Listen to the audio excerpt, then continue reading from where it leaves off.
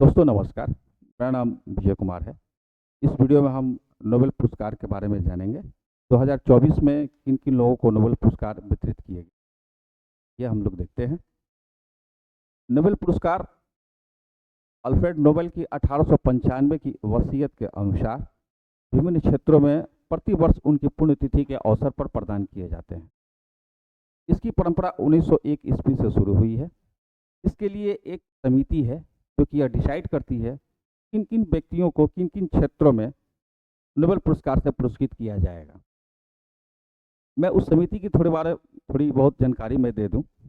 इसकी जो समिति है शाही स्वीडिश विज्ञान अकादमी, यह रसायन तथा भौतिकी के क्षेत्र में वैसे लोगों को चिन्हित करती है, पहचान करती है जिन्होंने उत्कृष्ट योगदान दिए हैं और उनके लिए नोबेल पुरस्कार हेतु नामित करती है।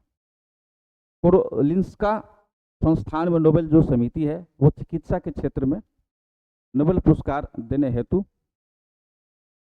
कार्य करती है। स्वीडिश अकादमी साहित्य के नोबेल पुरस्कार के लिए नामित करती है लोगों का नाम, और नॉर्वेजियन नोबेल समिति यह शांति का नोबेल पुरस्कार जो है प्रदान करती है। प्रथम जो नोबेल विजेता थे अर्थात 1901 ईस्वी में जिन जिन लोगों को नोबेल पुरस्कार दिए गए हैं, एक बार उनको हम लोग देखते हैं, याद ताज़ा हम कर लेते हैं। भौतिकी के क्षेत्र में रॉन्जन को एक्सरे की खोज के लिए प्रदान किया गया था। रसायन के क्षेत्र में वांट हॉफ को रासायनिक गतिशीलता तथा ऑस्मेटिक प्रेशर के लिए नोबेल पुरस्कार से पुरस्कृत किया गया। चिकित्सा के क्षेत्र में एमिल एडोल्फ को डिप्थेरिया के खिलाफ सीरम थेरेपी का प्रयोग करने के लिए, तथा साहित्य के क्षेत्र में तुली प्रदुम को नोबेल पुरस्कार से पुरस्कृत किया गया। शांति के क्षेत्र में फ्रांसीसी फ्रेडरिक पैसी तथा स्विट्जरलैंड के जीन हेरेडी ड्यूनेट को अंतर्राष्ट्रीय शांति तथा सैनिकों की मदद करने के लिए पुरस्कृत किया गया था। पुरस्कार और तथा धनराशि की थोड़ी हम बात करें, इसके तहत एक डिप्लोमा दिया जाता है, एक स्वर्ण पदक होते हैं तथा 10 मिलियन स्वीडिश क्रूना की राशि प्रदान की जाती है। 10 मिलियन स्वीडिश क्रूना की अगर हम भारतीय रुपयों में अगर हम बात करें तो 7 करोड़ 68 लाख रुपए के यह बराबर होता है। अर्थशास्त्र में नोबेल पुरस्कार देने की परंपरा 1969 से शुरू हुई है। हालांकि इसके बारे में 1968 में एक सहमति बन चुकी थी। स्वीडन के सेंट्रल बैंक के द्वारा यह डिसाइड किया गया कि अर्थशास्त्र के क्षेत्र में जिन लोगों के द्वारा उत्कृष्ट योगदान दिए जाएंगे उनको प्रति वर्ष नोबेल की याद में, अल्फ्रेड नोबेल की याद में नोबेल पुरस्कार की तरह ही अर्थशास्त्र के क्षेत्र में नोबेल पुरस्कार प्रदान किए जाएंगे। तो 1969 में पहली जो है नोबेल पुरस्कार प्रदान की गई अर्थशास्त्र के क्षेत्र में। ये थे रैगनर फिंक्स और जॉन टिनबर्गेन। इनको आर्थिक प्रक्रियाओं के विश्लेषण के लिए तथा गतिशील मॉडल विकसित करने के लिए अर्थशास्त्र के क्षेत्र में नोबेल पुरस्कार से सम्मानित किया गया। अब थोड़ा देखें 2024 में किन किन लोगों को नोबेल पुरस्कार से सम्मानित किया गया है। साहित्य के क्षेत्र में दक्षिण कोरिया की लेखिका हैं हान कांग, उनको गहन काव्यात्मक गद्य के लिए प्रदान किया गया है। इस बुक्स में उन्होंने ऐतिहासिक आघातों का सामना तथा मानवीय जो मानव जीवन की जो नाजुकता है उसके ऊपर जो प्रभाव पड़ते हैं उसका इसमें चर्चा किया गया है कि अब तक की साहित्य के क्षेत्र में अब तक 18 महिलाओं को नोबेल पुरस्कार से सम्मानित किया जा चुका है, और अगर कुल हम नोबेल पुरस्कार की अगर हम बात करें तो अब तक 65 महिलाओं को नोबेल पुरस्कार से सम्मानित किया। हान कांग की कुछ अन्य पुस्तकें हैं जो चर्चित हैं। दी वेजिटेरियन को 2016 ईस्वी में अंतर्राष्ट्रीय बुकर पुरस्कार से सम्मानित किया। इन पुस्तकों के नाम है the white book, human rights, lessons. 1995 में इनकी कविताओं का एक संग्रह छपी थी जिसे कि लव ऑफ योसू के नाम से जाना जाता है। शांति का नोबेल पुरस्कार, हम जानते हैं कि शांति का नोबेल पुरस्कार नॉर्वे के द्वारा प्रदान किया जाता है। 1945 में हिरोशिमा तथा नागासाकी के ऊपर परमाणु बम गिराया गया था और उस परमाणु बम के जो विनाशकारी जो परिणाम हुए थे वे सारी दुनिया उसे जानती है। उस बम के गिराने के बाद कुछ लोग जो बच गए उनका अपना एक संगठन है जिसे कि हिबाकुशा के नाम से जाना जाता है, और जापान की एक गैर सरकारी संगठन है जिसे कि निहोन हिदानक्यो।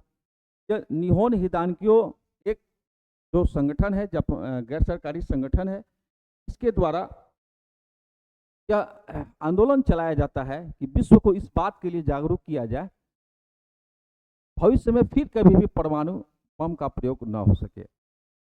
ये जो संस्था है लोगों के गवाहों के आधार पर लोगों को जागरूक करने का कार्य करती है।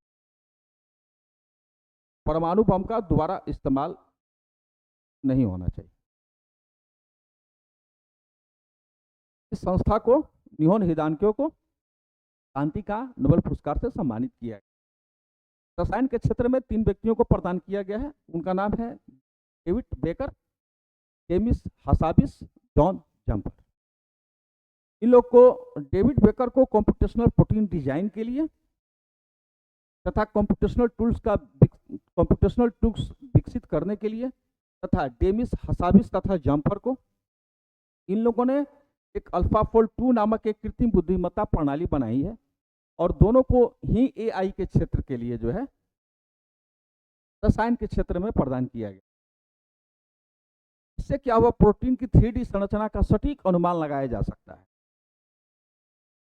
भौतिकी का जो नोबेल पुरस्कार है जॉन जे होपफील्ड और जेफरी ई हिंटन, इन दोनों को सम्मिलित रूप से प्रदान किया गया है।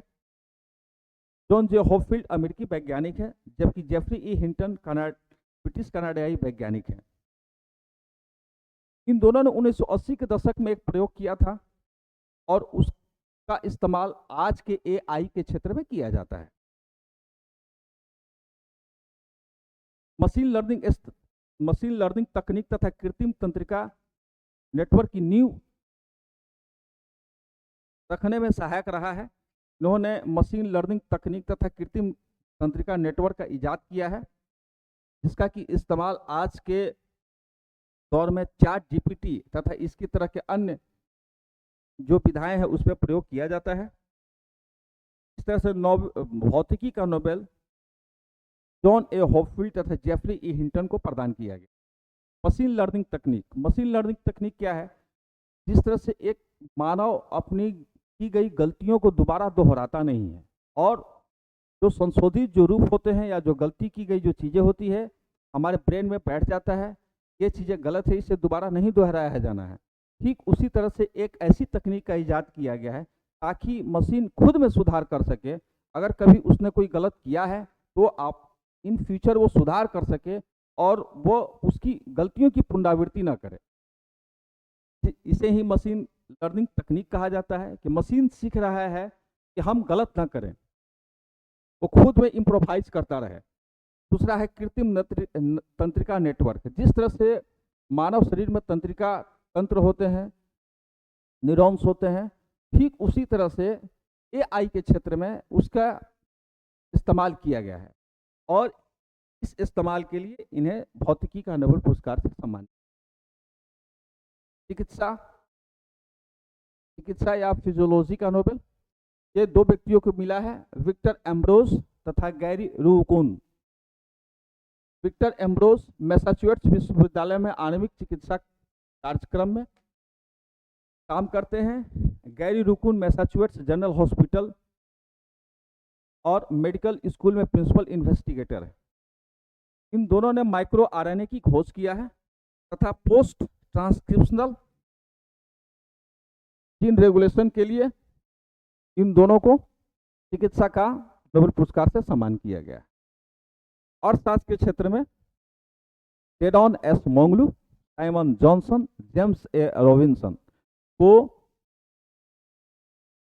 अर्थशास्त्र के क्षेत्र में नोबेल पुरस्कार से सम्मानित किया गया है। इन तीनों ने इस बात का अध्ययन किया कि किसी भी देश के डेवलपमेंट में वहाँ की राजनीतिक और सामाजिक जो संस्थाएं हैं किस तरह से प्रभावित करती है। मसलन अगर कहीं पर लोकतंत्र है, कहीं पर राजतंत्र है, तो उसका आर्थिक विकास पर क्या प्रभाव पड़ रहा है। कहीं पे उदारवाद ज़्यादा है, कहीं पर उदारवाद बंद आर्थिक व्यवस्था है, तो दोनों का आर्थिक विकास के ऊपर क्या प्रभाव पड़ा है। जिस क्षेत्रों में क्रांति ज़्यादा हुए हैं, जिस क्षेत्र में क्रांति कम हुए हैं, उन दोनों क्षेत्रों के ऊपर क्या प्रभाव पड़े हैं। इसके साथ साथ जो भी औपनिवेशिक जो काल रहे हैं, जहाँ जहाँ पर ब्रिटिश कॉलोनियाँ रही हैं, वहाँ पर आर्थिक विकास कैसे रहे हैं, और जो ब्रिटिश औपनिवेशवाद की जो कॉलोनियाँ हैं, वहाँ पर क्या प्रभाव पड़े हैं। तो इन चीज़ों का अध्ययन इन्होंने किया है और यह दिखाया है कि हमारा जो आर्थिक विकास जो होता है वो कैसे होता है। तो इनका नाम मैं एक बार पुनः मैं ले लेता हूँ। Daron Acemoglu, Simon Johnson, James A Robinson. अर्थशास्त्र के क्षेत्र में दिया जाने वाला पुरस्कार को टायरिंग Riksbank prize in economic science के नाम से भी जाना जाता है। थोड़ा हम भारत में अब तक जो नोबेल पुरस्कार दिए जा चुके हैं जिन लोगों को, एक बार मैं उनका नाम लेकर के यादें ताज़ा करना चाहूँगा। 1913 में रविन्द्रनाथ टैगोर को साहित्य के क्षेत्र में नोबेल पुरस्कार से सम्मानित किया गया। इसके बाद 1930 को चंद्रशेखर वेंकट रमन को भौतिकी के क्षेत्र में प्रदान किया गया। उन्हें यह पुरस्कार प्रकाश के प्रकीर्णन पर कार्य करने के लिए दिया गया था। 1968 में हरगोविंद खुराना को प्रदान किया गया चिकित्सा के क्षेत्र में। इन्होंने आनुवांशिक कोड तथा प्रोटीन सिंथेसिस का कार्य किया था। 1979 में मदर टेरेसा को शांति के लिए प्रदान किया गया। मदर टेरेसा का जन्म मैसिडोनिया में हुआ था।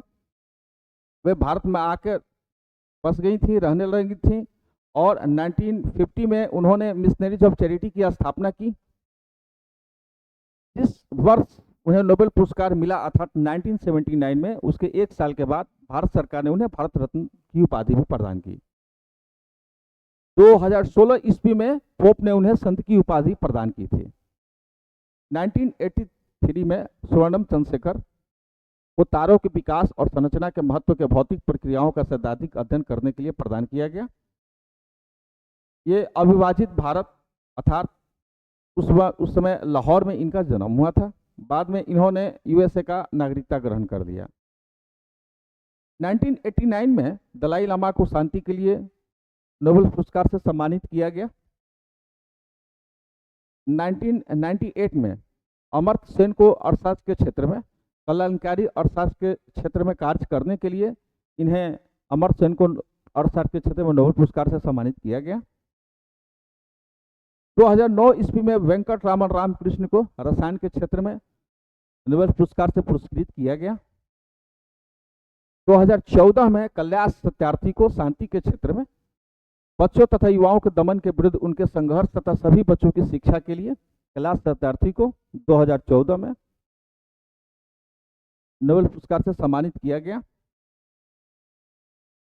2019 ईस्वी में अभिजीत बनर्जी को अर्थशास्त्र के क्षेत्र में प्रदान किया गया था। इन्होंने वैश्विक गरीबी को दूर करने के लिए, उनके प्रायोगिक कार्य करने के लिए अर्थशास्त्र के क्षेत्र में नोबेल पुरस्कार प्रदान किया गया था।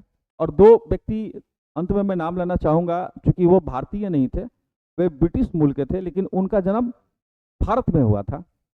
ये आज़ादी के पहले की घटना है, वो इनका जन्म यहीं हुआ था। उनका नाम है 1902 ईस्वी में जिन्हें मिला रोनाल्ड रॉस।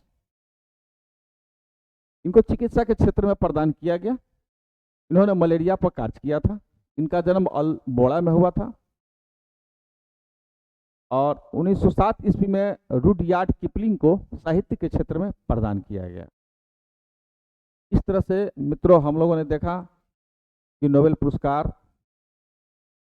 की समिति कौन है, धनराशि कितने प्रदान किए जाते हैं, 2024 में किन किन क्षेत्रों में किन किन लोगों को नोबेल पुरस्कार से सम्मानित किया गया है, तथा अब तक भारत में किन किन लोगों को नोबेल पुरस्कार से सम्मानित किया जा चुका है।